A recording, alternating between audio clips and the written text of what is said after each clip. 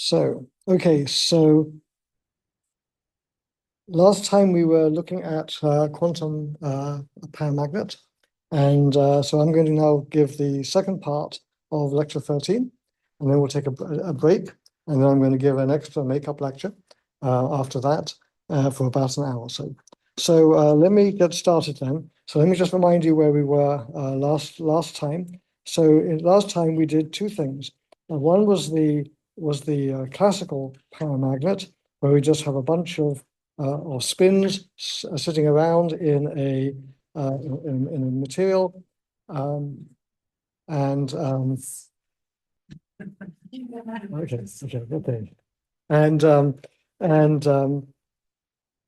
and we worked out if they were classical spins, what the partition function is going to be. We did the sum over states as being written down symbolically, as you can see in the left screen, and then we evaluated that for one spin, raised it to the nth power to get the entire partition function. And we did the integral and calculated the z component of the magnetization, the component of the magnetization in the z direction. And so we worked that out, and that's the result shown here. We looked at the low and high temperature limits of our formula. And remember, when I say low temperature or high temperature, you always have to ask yourself low or high with respect to what. And in this case, it's whether the energy that comes from the magnetic field, which is mu h, is bigger or smaller than the energy that comes from the thermal energy, which is kT. So the expansion parameter, or the dimensionless parameter that appears in the magnetization, is this thing x, which is mu h over kT. And that's always going to be the case in statistical mechanics. You're always going to see this balance between energetics and entropy through the dimensionless parameters that come into the partition function. And then we worked out the linear response theory and derived in the weak field or high temperature limit, we derived Curie's law. Then we turned to the quantum paramagnet. So just as we have said a few times, when you're doing statistical mechanics, the first step is to do the classical mechanics or the quantum mechanics. So you do the classical mechanics, the quantum mechanics first, solve Schrodinger's equation, solve Newton's equations, write down the energy, then you do the statistical mechanics part of it. So then, since this isn't a quantum mechanics course, I just quoted for you the results from a course on atomic physics or quantum mechanics that you should have seen before. So this is the total angular momentum, is the sum of orbital and spin angular momentum. We wrote down the magnetic moment in terms of the Landé G factor, which is tells you about the relative components of the angular momentum from orbital and spin. They all have different directions, and so they combine in a certain way, which is expressed in the Landé G factor. And the z component of the magnetization is just then expressed by the z component of the angular momentum quantum number, which is the m. And so the magnetic quantum number, as it's sometimes called, goes from minus j to plus j, where j is the total angular momentum. And then we can write down the sum over states in the z direction just by summing over the magnetic quantum numbers. So the partition function for one spin in an external magnetic field pointing in the z direction is just the formula that I have over here on the left-hand panel. And we do the sum over states. States are labeled by the magnetic quantum number, which goes from minus j to plus j. And so our next task is to evaluate that. So over here on the right-hand panel now, I have summarized the formulae for you. And what I've done is I've written down here a dimensionless number, which I call x, which is the ratio of mu dot h over kt. And then what we have to do is sum over the magnetic quantum number from minus j to plus j of e to the mx divided by j. Now here's something sneaky. I just want to draw your attention to it. Because eventually I will want to take the classical limit, and that classical limit will essentially be j going to infinity. So in order to be able to do that, what I've done here is I've inserted an extra factor of the value of the angular momentum j in there, and I've put in by dividing that factor over here. Okay, so I haven't added anything by doing that, but it will help me take a limit when I do the classical version of this. Okay, so now what I have to do is I have to perform this sum, and this sum is just a geometric series. So it's two geometric series, one for plus j, one for minus j. Okay. What? You didn't share screen on Zoom. I didn't share screen on Zoom. Now you tell me. Why didn't you shout out? Thank you.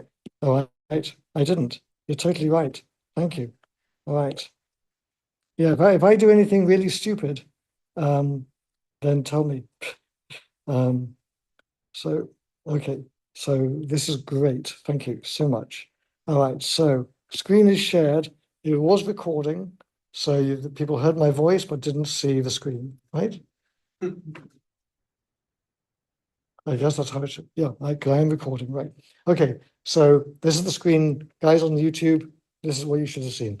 Okay, all right, okay, and then before I go on, while I'm interrupted, Jake, go ahead. Did I forget to do something else? No, I just have a question. Okay. So with a single lattice site partition function for single particle partition function, then the energy mu I, the component, or that's just the vector, right? This is the vector. Or why do you sum over all of the sites? If it's I'm summing, I'm not summing over all the sites, I'm summing over all the atoms. I've got n spins. yes, Let's go back to my cartoon picture from here. From here. So here I've got my n spins on the top left. yes. So I'm summing over all of those because they're all contributing to the magnetic moment.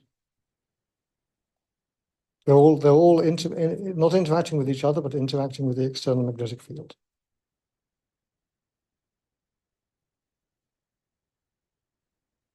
Yeah.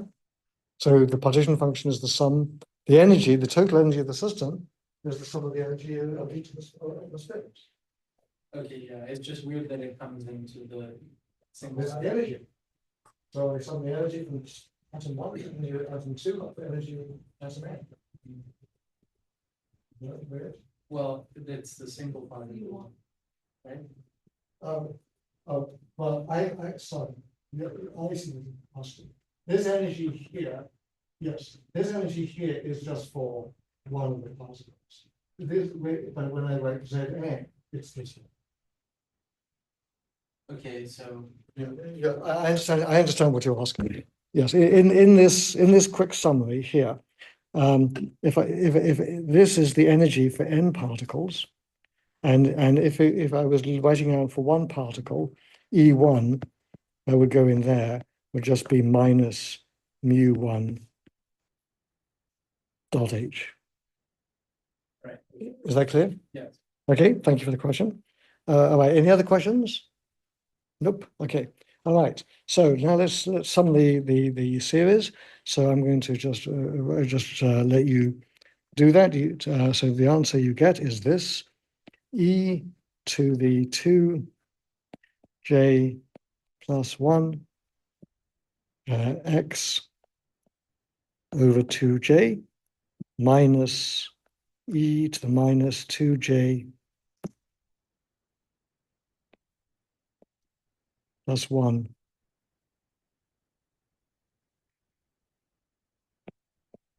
x over 2j divided by e to the x over 2j minus e to the minus x over 2j. So you can check that. And then you can take this formula and beat it down into this form, hyperbolic shine of 1 plus 1 over 2j times x divided by shine of x over 2j. So that's just some algebra, and it's straightforward.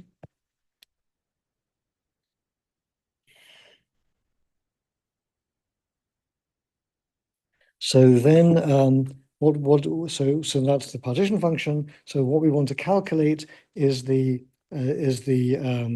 magnetic moment. So the mean magnetic moment in the z direction.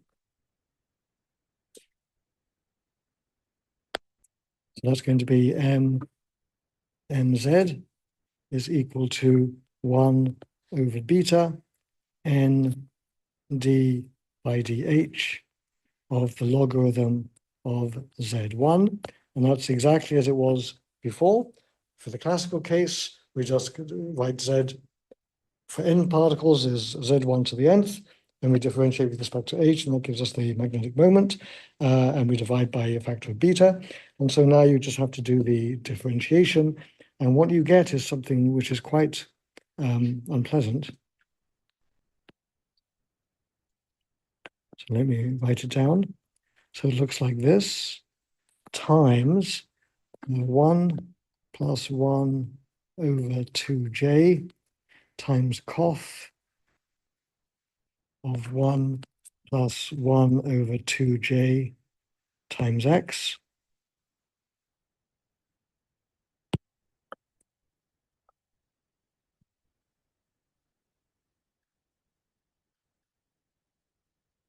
minus 1 over 2j cof of x over 2j.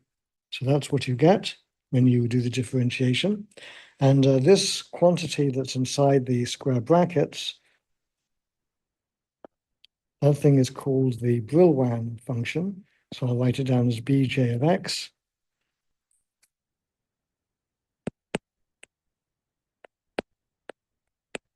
Same Brillouin as Brillouin zone.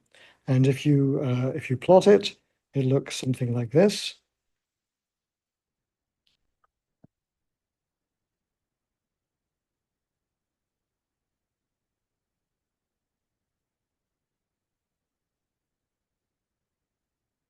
So it depends on what the value of j is. So let me just sketch for you what it looks like. So this function asymptotes to 1.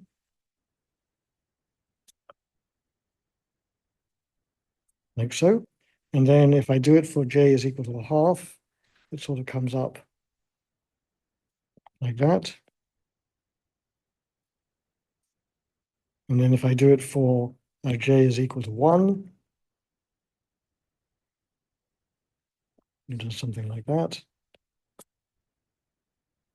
And if I make j go to infinity, it does something like that. So if you know j, and I gave you last time, I gave you the values of j for particular materials, then you can you try to fit the data with these theoretical curves. And so let me just say that these predictions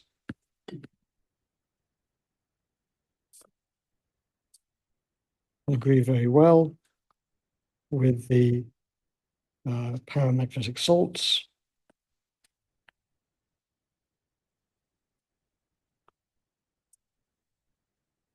And so that's nice. And then let's have a look at the limiting cases.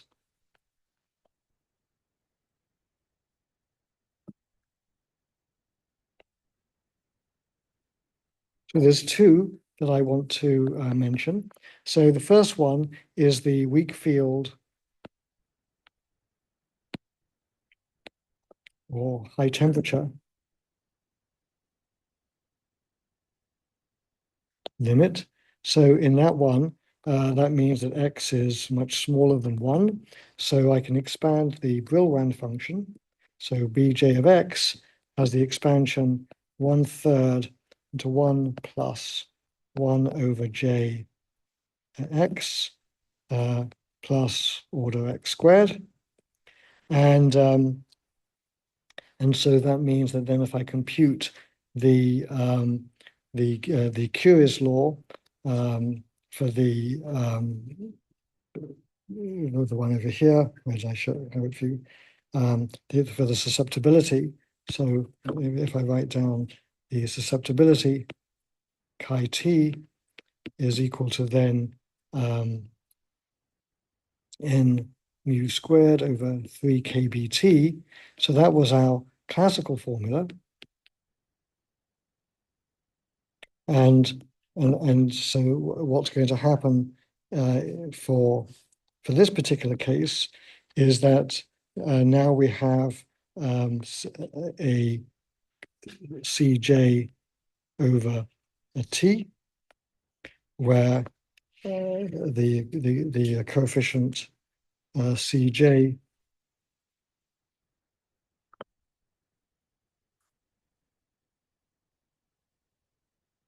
is defined to be n g squared mu b squared j into j plus 1 over 3 kb. So that's the quantum version of Curies law, and so now what happens? So that's case one. Case two I want to look at is the classical limit. So one of the things that we've been emphasizing in the class is if I solve the problem quantum mechanically, I should be able to then derive the classical limit directly from the quantum solution. So let's now do the classical limit. So how do I take the classical limit? So now this is an interesting question from quantum mechanics that you may want to know. How do I think of the classical limit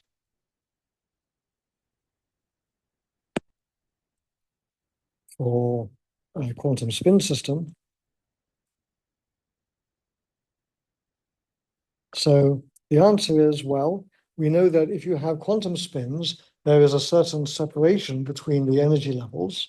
So that there's a separation between the energy levels.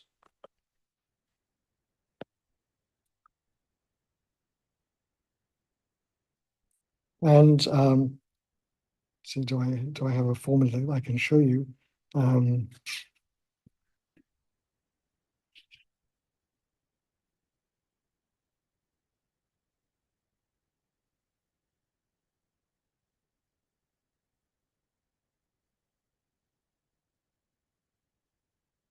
So if you look at the equation star on the left-hand side, so you can see that when we write down the energy levels for just one spin, that goes as minus h g mu b times m, and m goes from minus j to plus j. So those are the discrete energy levels of a quantum dipole moment in an external field. So what happens in the classical limit?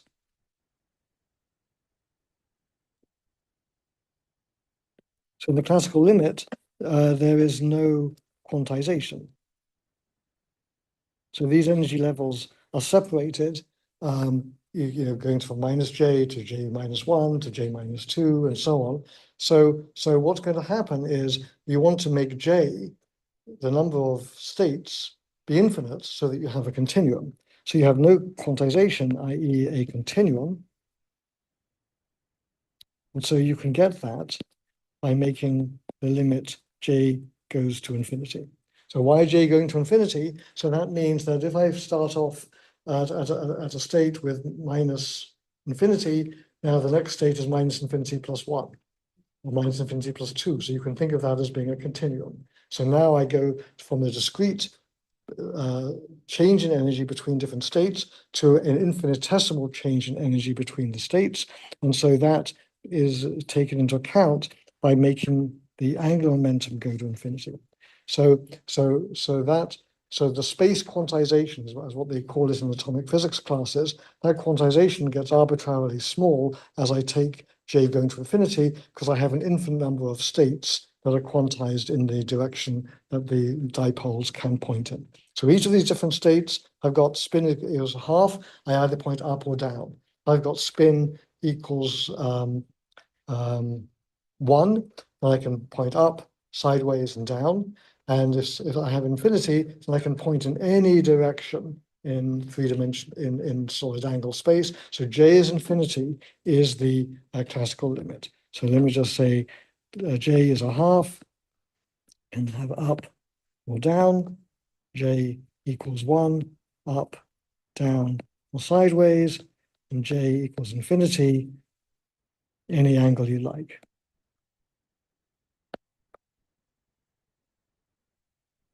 Okay, so that's great. So that means that I have to take the J goes to infinity limit.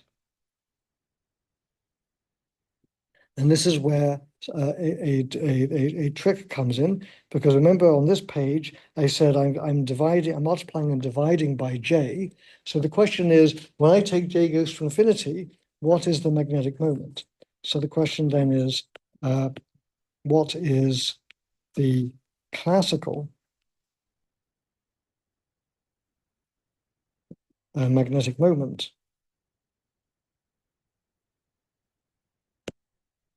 And so the answer is that we take mu is equal to G mu B times J as J goes to infinity, and we say that this has a finite limit.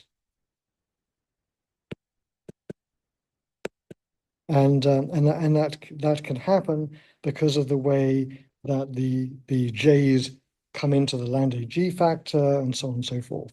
So I'm not going to dwell on how I take that limit. So what we can then say is then that if we replace G mu B times J goes to mu as J goes to infinity, then that means that our Brillouin function Bj of x then becomes, and now go look at the Brillouin function, is this complicated thing over here, but look what happens. So I've got a factor of J here, I've got a factor of J here, and then this term here, this term becomes replaced by a number. I take the J goes to infinity limit, and that number is the classical limit of the magnetic dipole moment. And so then what I have then Bj of x is equal to n times mu, sorry, not n times mu. Bj of x is equal to cof x minus 1 over 2j. That's the 2j over there, and then times 2j over x, that's this last term, and the j's cancel out, and so I get cof x minus 1 over x, and that is the Langevin function that we had classically.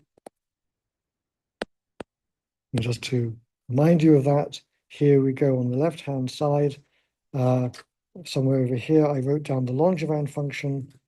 There it is on the top of the page, and that was the magnetic moment in the z direction when we did the classical calculation. And so now what we've recovered then is we've recovered that mz equals n mu cof x minus 1 over x as j goes to infinity, and that is indeed the correct result. So we're happy. And so that's all I want to say about the classical and quantum paramagnet. Any questions about that? Yes. Just so I'm this correct, the reason that J goes to infinity is the classical limit is because the difference between the discrete J states doesn't matter when J gets really big. That's correct. That's one way to say it. When I don't know how you guys were taught quantum mechanics, but I was taught it by this notion of space quantization. What that means is if I have angular momentum half, that means I can point up or I can point down. Okay. If I have one, I point in a discrete number of directions. If I have spin 2, it can go in, I don't know, whatever, 1 to something like that. Okay, 2j plus 1 states. So um, so then if you say, well, it doesn't just point in discrete states, but can point in an infinite number, then that means j has to be infinity. That's the easiest way to say it. I think thinking of it like thinking of the number of ways the spin can point rather than the energy levels, because you're dividing by infinity to find the relative energy change. It's kind of weird.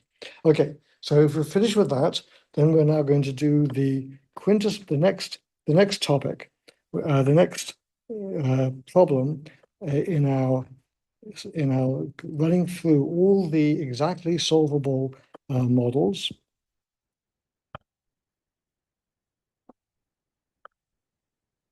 And of course, as everybody knows, everything in physics is the harmonic oscillator. So we're going to have to solve the harmonic oscillator. So the next one in our exactly solved models is the harmonic oscillator.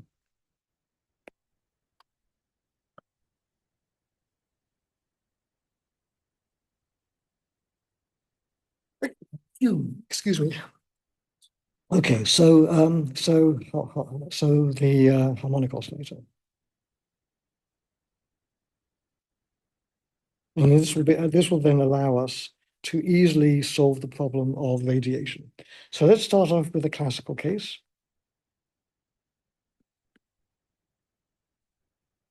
So the classical case, I just write down the Hamiltonian of a harmonic oscillator. So I'm just going to write it as a particle with momentum p squared over 2m, and then it has a spring attached to it. And so the energy of the spring is from Hooke's law. So it's just going to be, I'm going to write it as a half m omega squared q squared, where q is the displacement.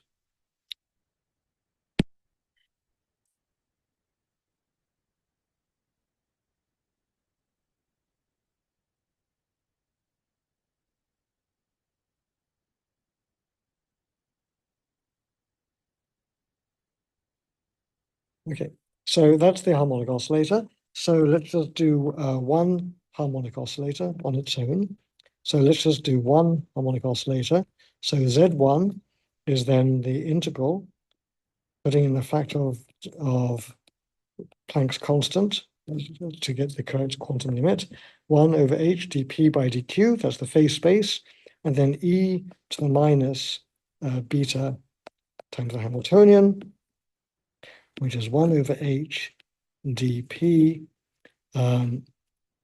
dq, and then e to the minus beta p squared over 2m plus m omega squared q squared over 2. So I have that.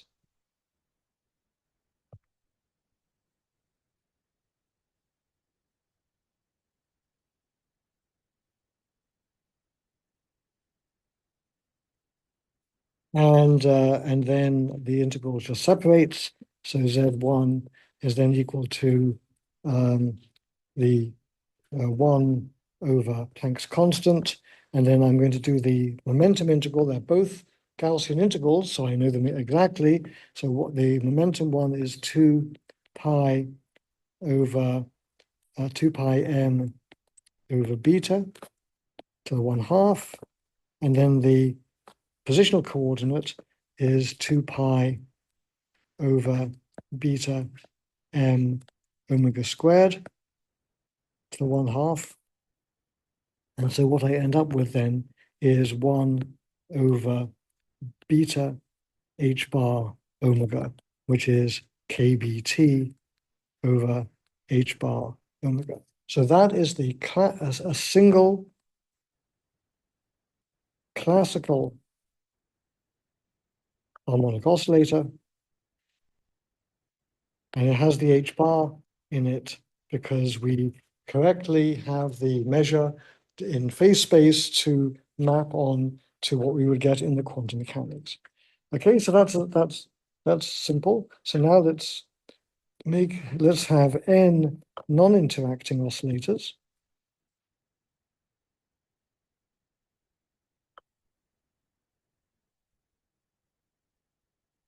So the Hamiltonian for n of them is equal to the sum of the energy for each one on its own. They have the same energy function, but you're just putting in a different momentum and coordinate. So it's the same function, and then Zn is equal to Z1 to the n, and so then we just get beta h bar omega to the power minus n. So that's that. And then if I want to compute the thermodynamics,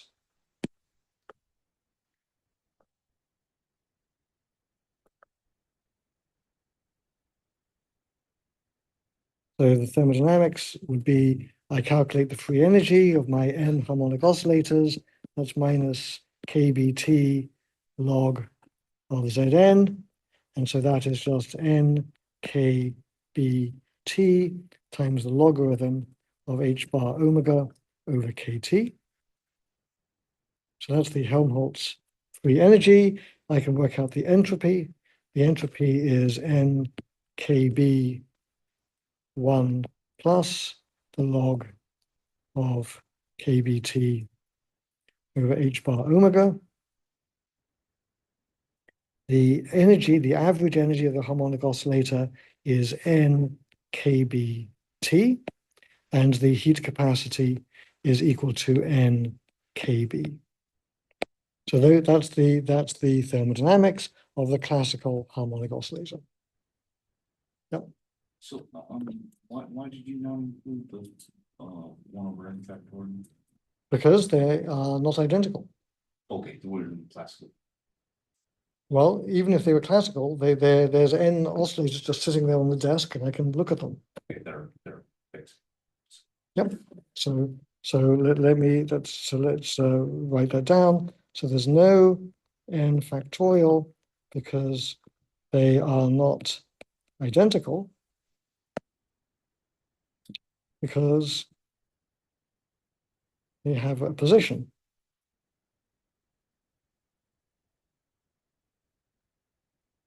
So you might want to think of these things as atoms in a lattice. They're atoms in a lattice. Then I have the atom at lattice point 1, the atom at lattice point 2, the atoms at lattice point 3. They are distinguished because they are sitting around a particular lattice point. So, for example, atoms in a lattice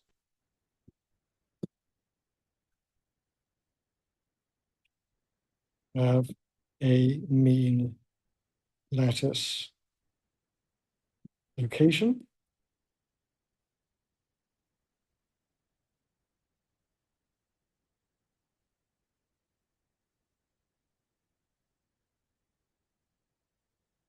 So let me draw you a picture just to be crystal clear.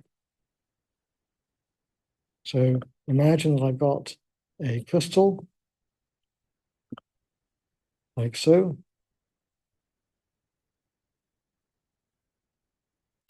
At each of these lattice positions sits an atom. This one, this one, this one, this one.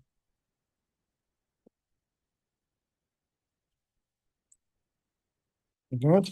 So they all have names because they're at particular positions, and this thing would be called the Einstein model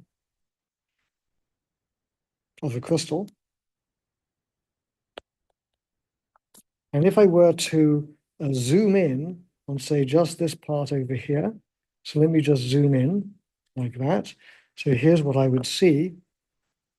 I would see the mean position. This position here is the mean position of the atom.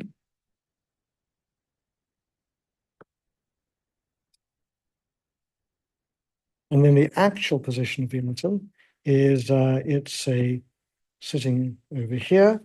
And then this is the displacement and its speed,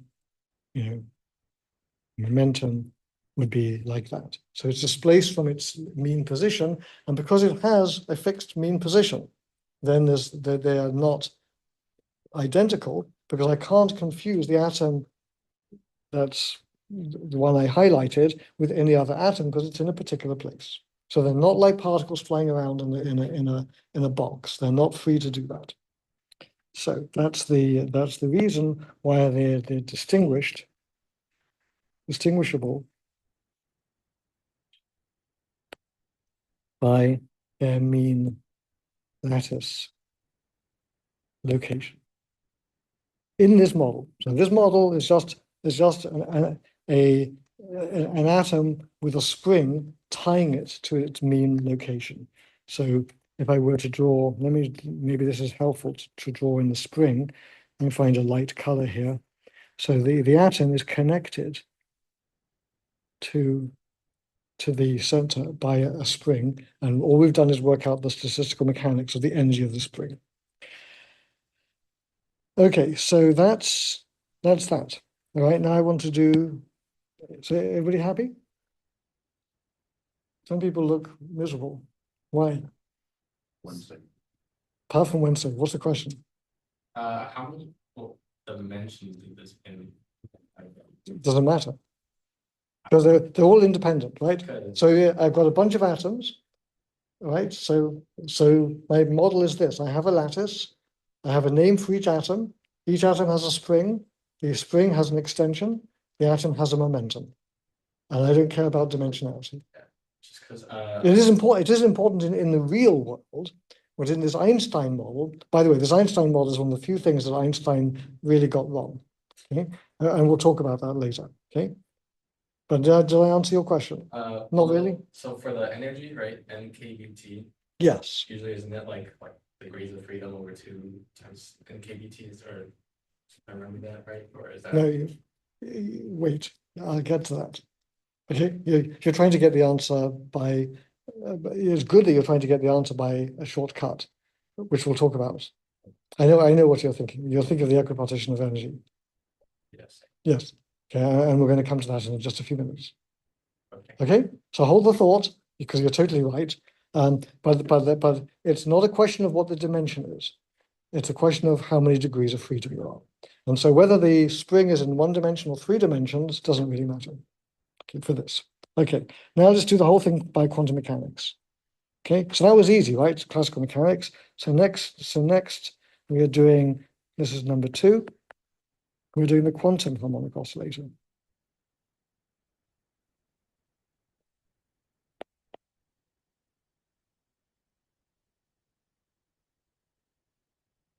Okay, so what's the first step in doing any statistical mechanics problem?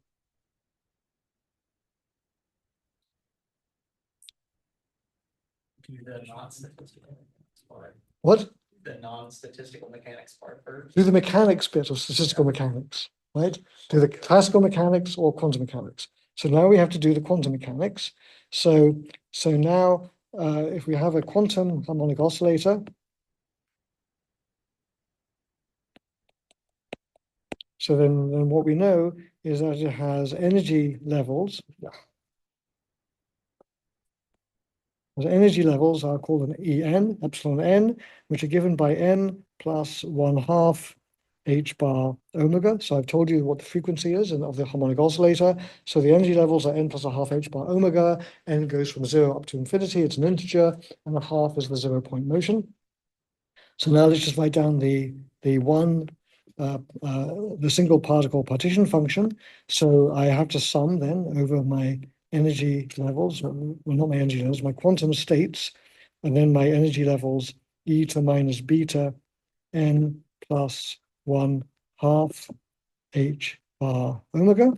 So that's the calculation I have to do. And that's, again, something very simple because it's a geometric series. So what I get is that Z1 is equal to e to the minus beta h bar omega over 2 divided by 1 minus e to the minus beta h bar omega, because I'm summing from 0 to infinity. Okay. All right, so that's one oscillator, one quantum oscillator. If I have n quantum oscillators, the partition function is Z1 to the n. like that. And then if I want to work out the thermodynamics,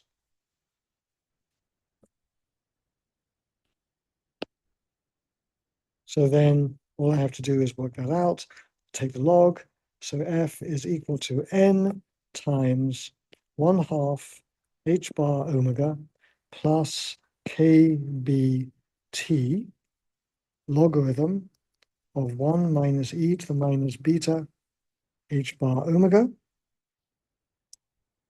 And then the entropy is NKB.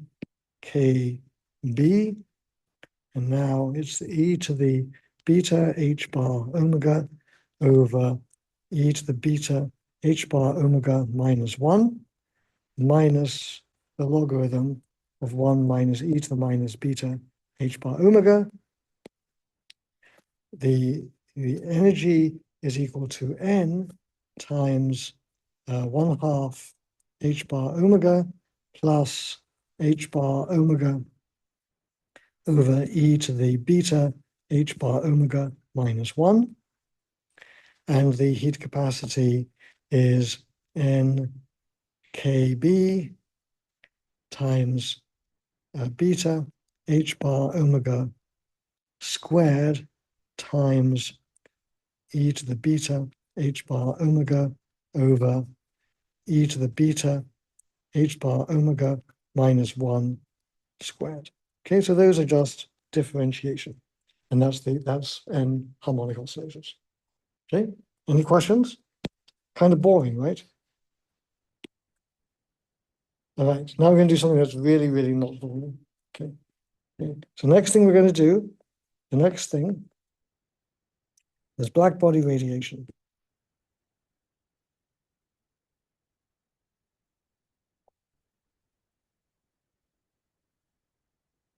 This thing is very important historically. So let me just remind you what the setup is. So the setup is something like this. I have an oven.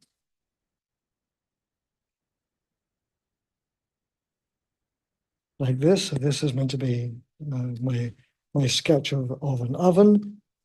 And the oven is at temperature T. So it's heated up like that.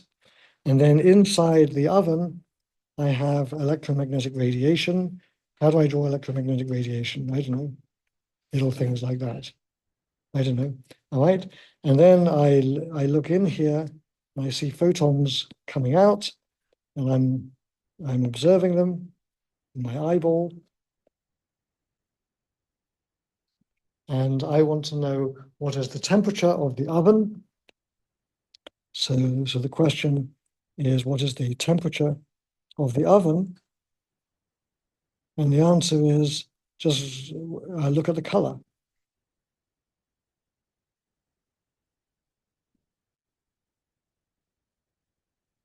of the radiation emitted.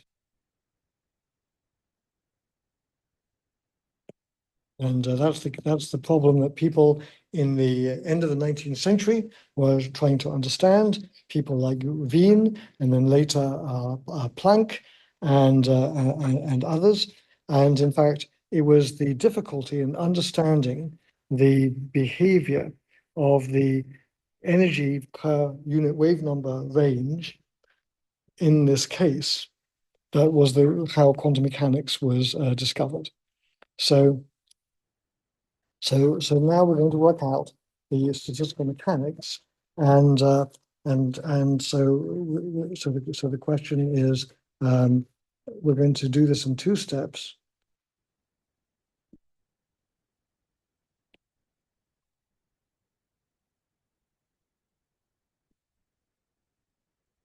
So the first step is I'm going to use Maxwell's equations to write down the energy of every mode of the EM field in the cavity. Okay, it sounds fancy, but it's just going to be sines and cosines. Okay, so we're going to do that. Then what we're going to do is after we've done that, then we're going to calculate the the mean energy per mode using quantum statistical mechanics. And we can do this because when I've written down a mode, all it is an oscillator. A mode is just an oscillator, and we already know how to do the statistical mechanics of an oscillator. So this part here is because we can use our stat mech of harmonic oscillators.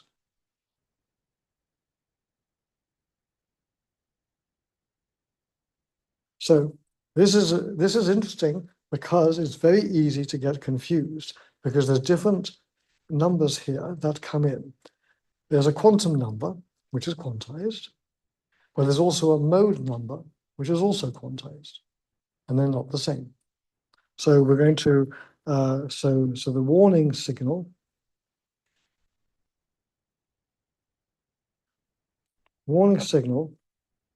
is don't confuse quantum numbers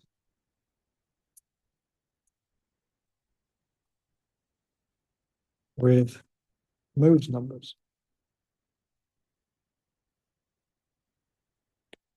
Okay, so let's see if we can manage to avoid that trap. Okay, so step one. So we're going to write down Maxwell's equations.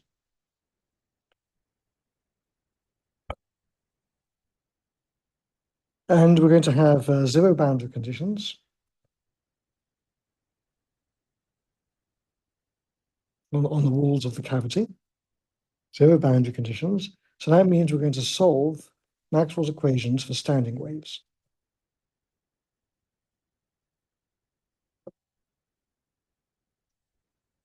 Okay, and so let's write down the answer. So the electric field as a function of space and time looks like this. So it's, first of all, it's going to go as exponential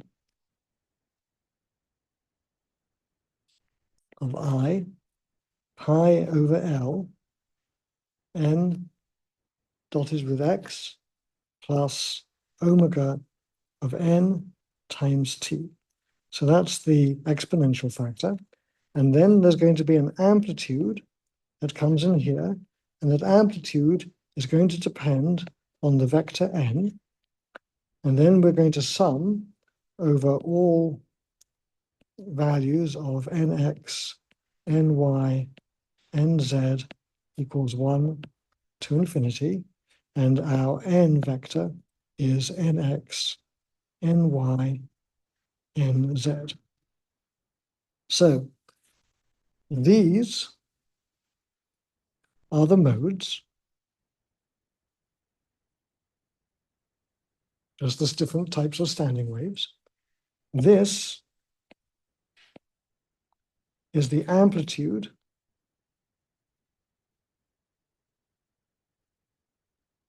of the mode with mode numbers n.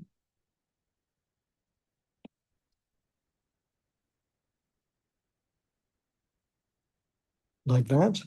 And then the last thing we need to talk about is this thing over here. So this is the frequency of the mode. So omega of n is the frequency, the angular frequency of mode n. And so we need to know how omega depends on n.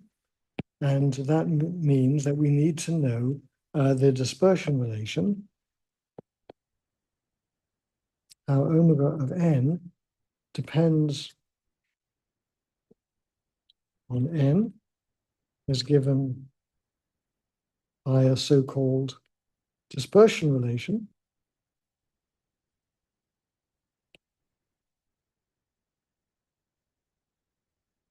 And you get that from solving Maxwell's equations. And the solution of Maxwell's equations, as you know, is just the wave equation, which I'm not going to write down. So you can take Maxwell's equations, you've got four partial differential equations, beat it into the form of electromagnetic waves. You get wave equations for the components of the electric and magnetic field, and it's just a standard wave equation. And what you find is that the angular frequency of node n squared is equal to c squared pi over L, pi squared over L squared times n x squared plus n y squared plus n z squared. Or if I want to write down the k vector, the wave number, define k to be pi over L times n, just as we did before. So that is that. Then I have omega equals c times the absolute value of the wave number k. So this is just a linear dispersion relation, and c is the speed of light, which Maxwell's equations tells you is 1 over the square root of epsilon naught mu naught. And this was the great discovery of Maxwell. Wrote down the Maxwell's equations based on what Faraday had discovered, then realized that these equations didn't make any sense. He added the term that makes the equations consistent. That was what's called the displacement current. And then he got those equations and said, wow, what do these things describe? Beat them out and turn them into a wave equation and said, wow, these electricity and magnetism have a wave associated with them. Let's work out its speed. And it turned out to be 1 over the square root of epsilon naught over mu naught like I've written down here. And he said, that's interesting. That's 3 times 10 to the 8 meters per second. I've seen that number before somewhere. That's the speed of light. Light is just electromagnetic waves. That's how he made that discovery. Okay, fantastic unified field theory, fantastic theoretical physics. Okay, so that's the part 1, which is in statistical mechanics, the first thing you do is solve the mechanics, classical mechanics, quantum mechanics, whatever. We've just solved the classical mechanics for the modes, the standing modes of the electromagnetic radiation inside a cavity. Okay, so here's another thing. We've missed out something.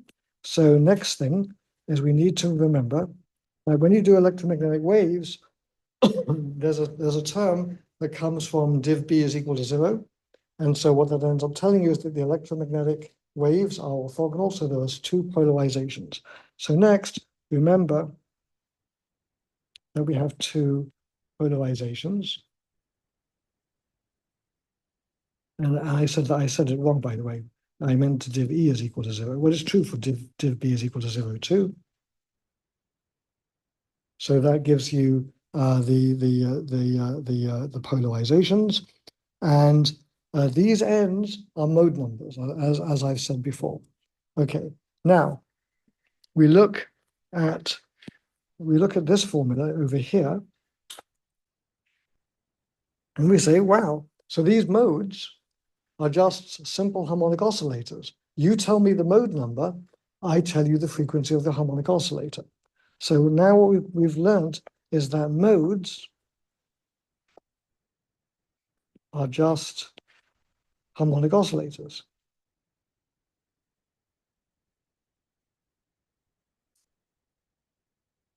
Okay, so you tell me the mode,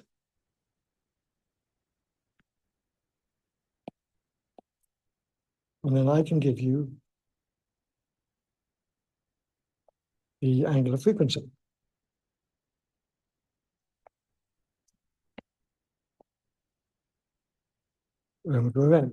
So then we say, great, I can now solve that. I can do the statistical mechanics of that. Well, let's not waste any time. We'll just do the quantum statistical mechanics of it because we already did it. So now we can just say, so then that means then we can do the quantum statistical mechanics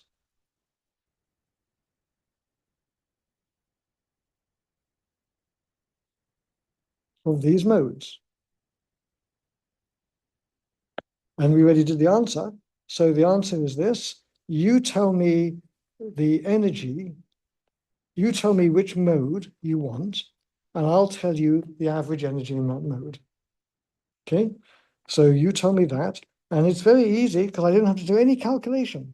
All I do is I go and look up over here, and I find over here on the left-hand side, I have this lovely equation, which tells me the average energy of a harmonic oscillator if I know its frequency. So all I have to do is say, okay, well, then I know the answer. It's just 1/2, just copy from that, h bar omega of n plus h bar omega of n over e to the beta h bar omega of n minus 1. And that's the thermal energy of the mode n. Okay, now that's not what I'm looking at when I look at my oven. So when I look at my oven,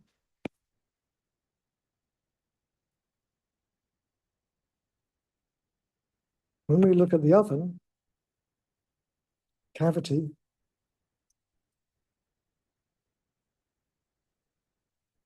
we are seeing all the modes.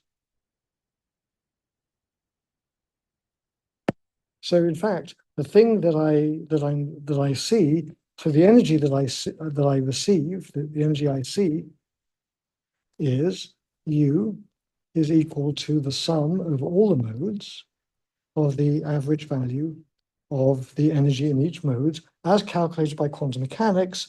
But wait, I've got to remember that there's two polarizations, so I better put in a factor 2 for the polarizations. Okay, so now let's go and work out that. So then, so I now have to sum over modes. And I'm going to turn that sum over modes into an integral over K, just as we've done now, right at the beginning of the class. We did it with our ideal so-called quantum gas, which turned out to really be a fake quantum gas. It turned out to be a classical gas. We've done this now in the Fermi-Dirac distributions and all of those things. So now all we have to do is we have to sum over the ends, which means integrate over the K modes. So I'm going to write the average energy is equal to 2 times the sum over K in the first octant. I'll remind you what I mean by that. And then h bar omega of K over e to the beta h bar omega of K minus 1. And then I have to do that. And then I have to also add to this 1/2 h bar omega of K. So that's the calculation that I need to do. Okay, remember what I mean by the first octant. Okay, so if I'm integrating over all of K,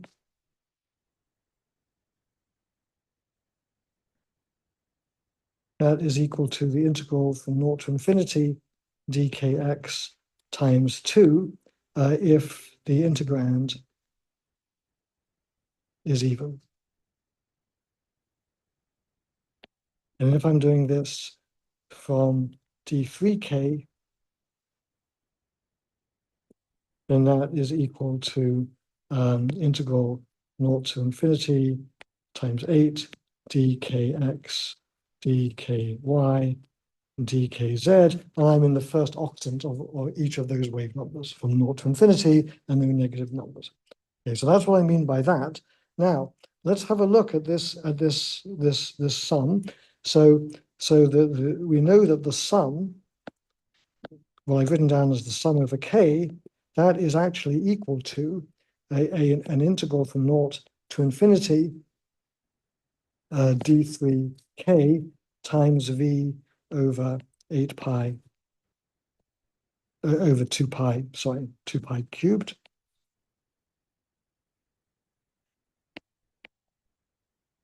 That's my density of states in K space.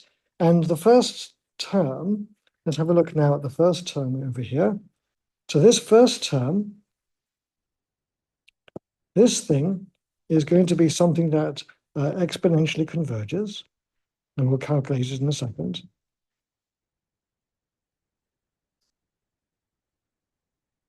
But this last term,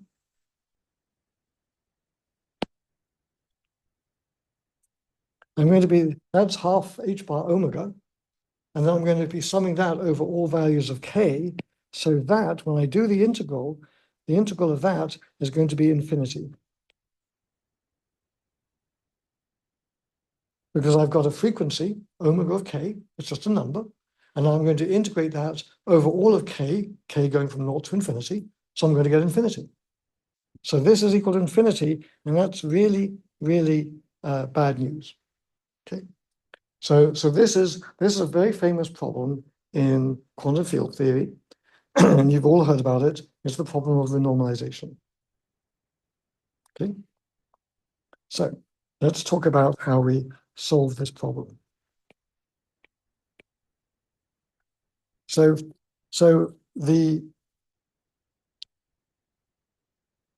you might say, well, there's some fancy things that Feynman, Tominaga, and Schwinger won the Nobel Prize for. How do we deal?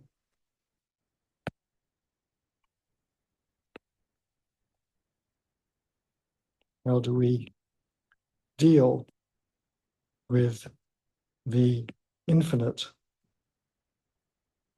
0-point energy? And you might say, well, Feynman, Tominaga, and Schwinger won the Nobel Prize for renormalization theory. I suppose the answer is renormalization.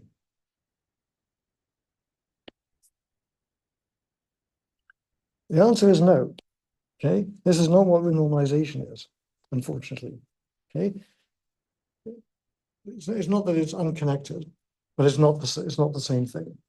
This getting rid of this infinity is far more difficult to understand than what Feynman, Tominaga, and Schwinger did. Feynman, Tominaga, and Schwinger won the Nobel Prize for looking at quantum theory of electromagnetism, working out perturbation theory around the classical limit, and looking at what happens with the various terms in the perturbation theory. And some of those terms diverge. They diverge to infinity, and the cure for that is indeed renormalization. Renormalization means that you redefine the variables. The variable you thought was the charge on the electron is actually not the actual charge on the electron that you see in a book of physical constants. It's something different. The one that goes into the formula is something different from the one that you actually measure in an undergraduate physics lab. So that's what they worked out, how to bundle infinities into redefinitions of physical constants. This one is something different, because this one is like a 0-point energy. And you might say, well, okay, so no, okay, well, if not no, then let me just roughly say what I said. No, this is not the divergence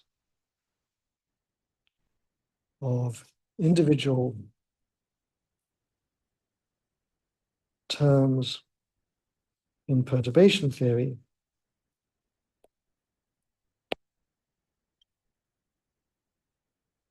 which Feynman, Tominaga, and Schwinger got the Nobel Prize for.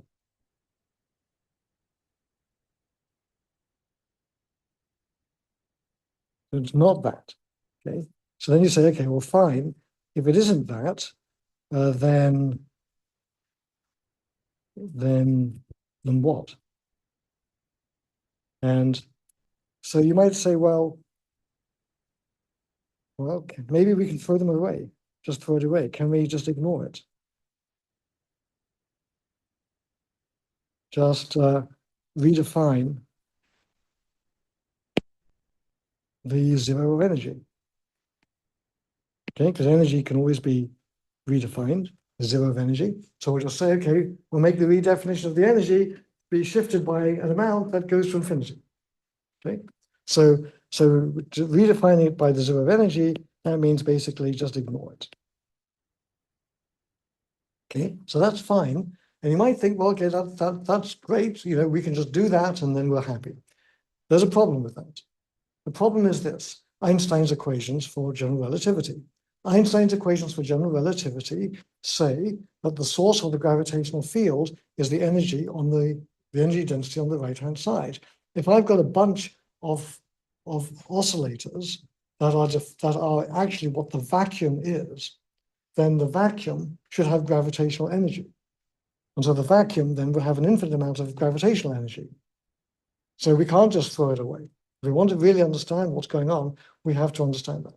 And that's the problem that we really don't know how to solve even today.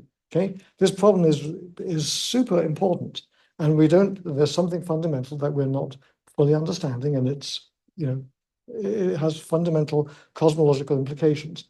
Case in point, the inflationary universe. Inflationary universe there is a scenario for how the universe started and expanded after the Big Bang.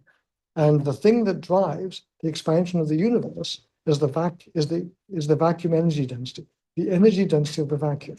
And at least, you know, maybe 20 years or so ago, people thought, well, you know, somehow the vacuum energy density of the vacuum is tuned to be zero by something that we don't understand, and the universe is not accelerating, it's not expanding any more than just drifting out, or maybe drifting back in. And that this term, the vacuum energy density of the energy density of the vacuum, is a thing that is called the cosmological constant in Einstein's equations.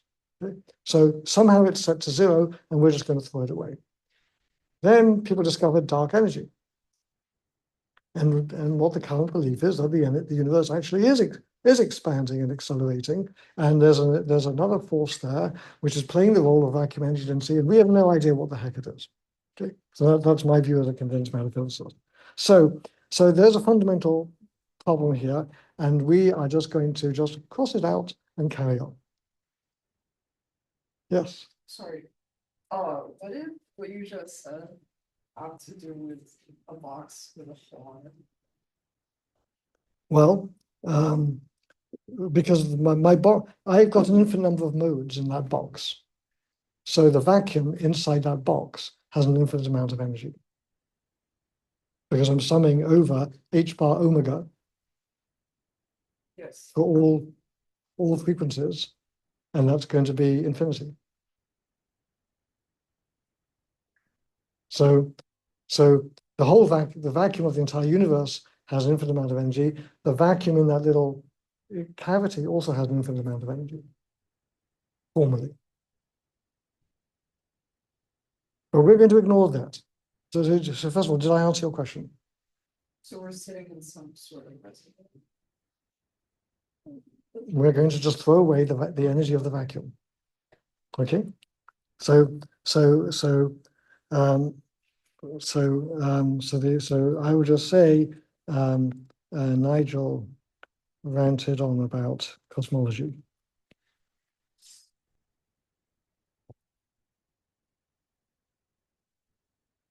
Cosmology, Einstein's equations having vacuum energy density. Yeah, if you solve it, you get an A.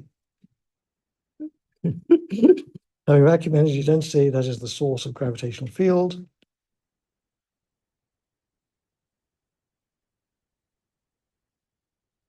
So the point I'm trying to make is this: sometimes the students confuse this with renormalization, that you're taught in a class in quantum field theory, and it's not the same thing. This is a much more profound difficulty with real practical implications. Okay, so that's fun, but we're going to just throw it away.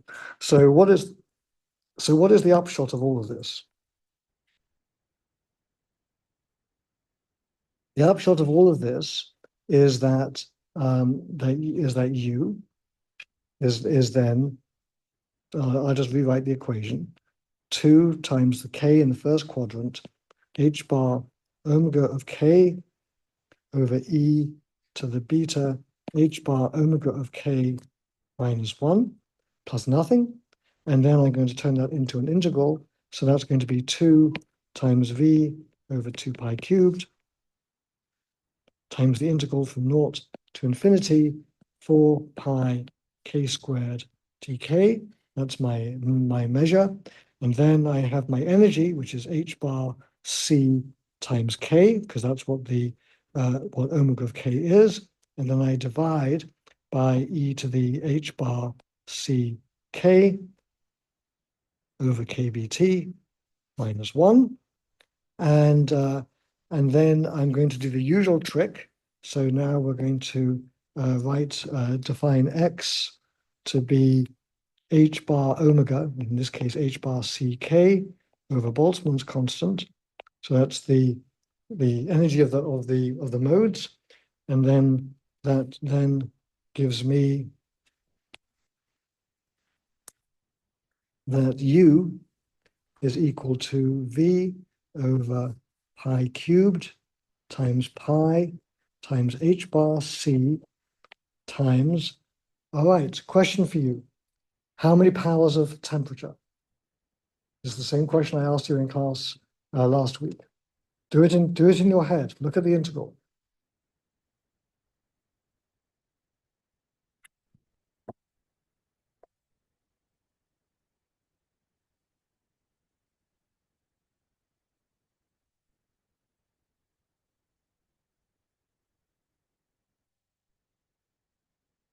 Okay, so I hear, so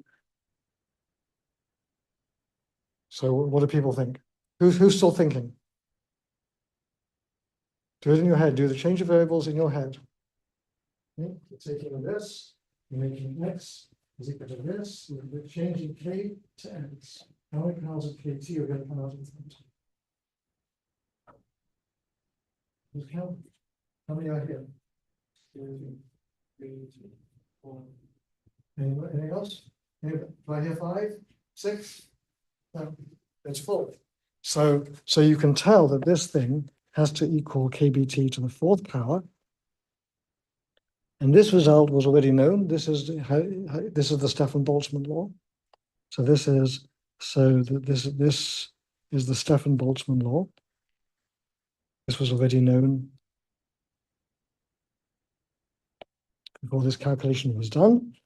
And so let's write it out then as v, and then I've got to do that integral. That integral, you just look it up in some tables. So it's pi squared over 15 h bar c cubed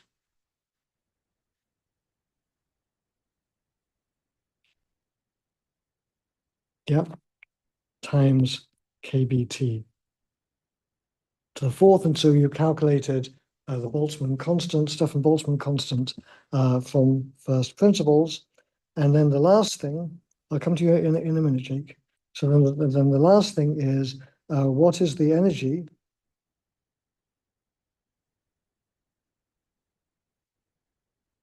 in the spectral interval from omega to omega plus d omega? So that's what you measure in a spectrometer. Your spectrometer measures how much energy there is in the frequency interval omega, which translates into the color of the light. So you can see how much energy there is in particular frequencies or wavelengths of light. And so all I have to do for that is now, to answer that question, is I change variables. Change variables from k to omega. And so if I do that, then I can write that u then is equal to the integral from 0 to infinity d omega over c times, just plugging in the formula, v over pi squared h bar c omega cubed over c cubed 1 over e to the h bar omega over kBt minus 1. So that's just plugging that in. And then we're going to say that energy is going to be dependent on the size of the system. So that's my V. And then it's going to depend on the integral over all frequencies of the spectral energy density, which is d omega, u omega. So this thing over here is the spectral energy density, the energy per unit frequency range. And this u omega is h bar over pi squared c cubed times omega cubed over e to the h bar omega over kBt minus 1. And this formula is does that look familiar to you? Whose formula is that?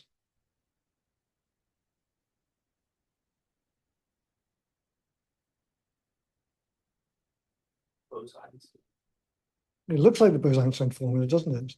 But it's not. the Planck distribution. This is the Planck distribution. How many of you have finished homework? Which is the one that you're doing right now? 4? Have you done? How many of you have done? Wait. Okay. How many? Sorry. How many of you done? You finished homework 3, right?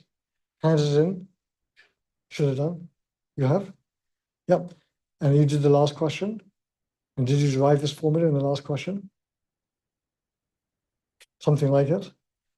And I derived it here in a very complicated way, basically quantizing the electromagnetic field for you in a very sneaky way.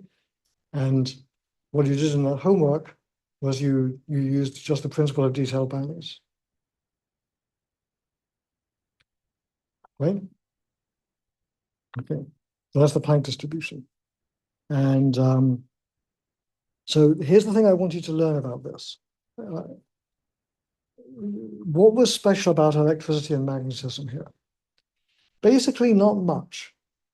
The only thing that really mattered was knowing that in electricity and magnetism, you have electromagnetic waves, and they give you the wave equation for the components of the electric and magnetic field. Everything just followed from that.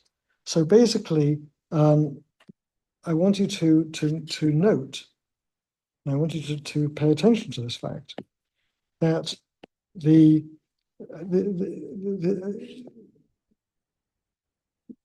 question, where were we using electricity and magnetism? And the answer is in the dispersion relation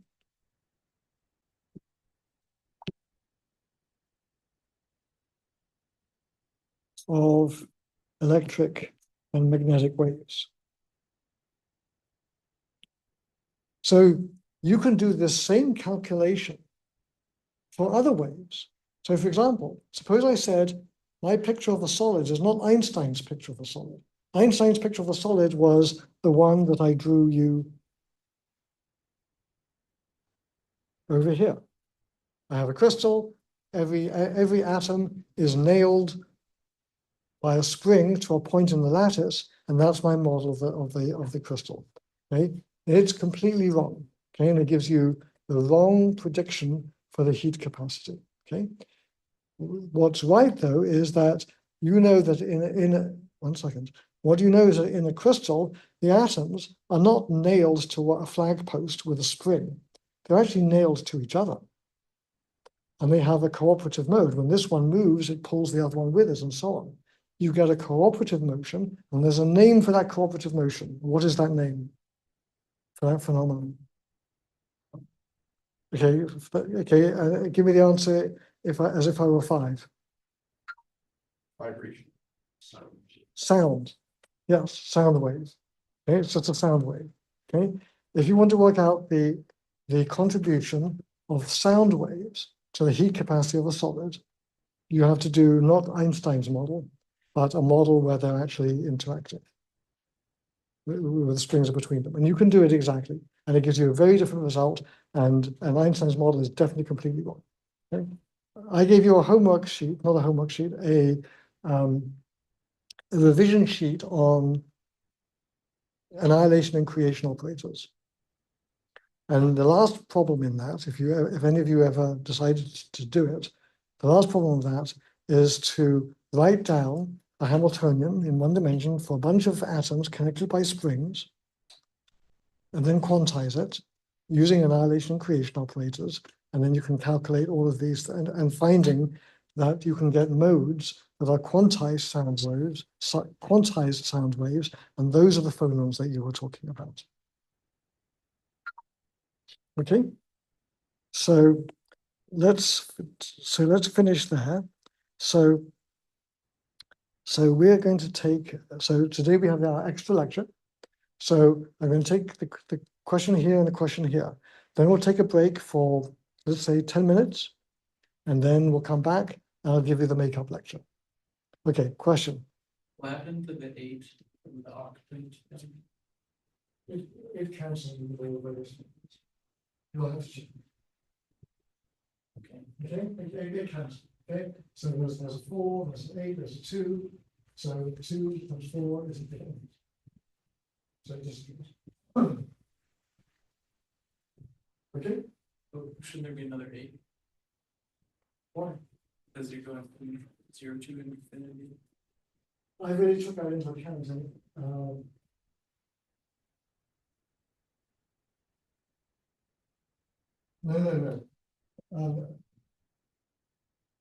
No, this is right.